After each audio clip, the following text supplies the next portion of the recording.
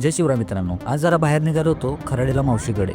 गाडीवरून चालू होतो त्यामुळे माई गाडीवर बसून गाणं म्हणत होती. ती आपलं पुढे बसून नुसतं बडबड करत असती. तेवढाच आमचा पण टाईम पास होतो गाडीवरती. वाटेत माईला खेळण्यातला घोडा दिसला. थांबायला लावलं ना आम्हाला. मग चालली एकटी तिकडं. गेली पण त्याला कुठं वरती चढा येते. मग तिला त्या घोड्यावरती बसवलं. माईला गार्डनमध्ये खेळायला लय आवडतं.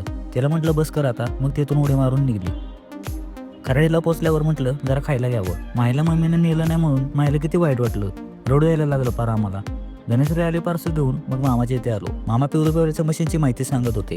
धनेश्री पण ऐकत होती मामा काय सांगतात ते. संध्याकाळी चहा पिण्यासाठी बाहेर आलो. हा भाऊ कसा चहा बनवतोय ते बघत होतो. मध्ये चहा होता 15 रुपयाचा. दोघांनी पण एक कप हाणला. तेवढंच फ्रेश वाटतं चहा पिलं. तिथून घरी आलो. आमच्या सगळ्याच्या गप्पा गोष्टी चालल्या होत्या आणि रात्रीचे 1:30 वाजता आम्ही पुन्हा सगळे तिकडे चहा प्यायला आलो. एवढ्या रात्री कोण चहा प्यायला जातं, पण आम्ही सगळे आलेलो. माही पण चवीने चहा प्यायत होती मोबाईल बघत. बरोबर 2 वाजत आलेले. सगळ्यांची सेल्फी घेतली आणि घरी आलो.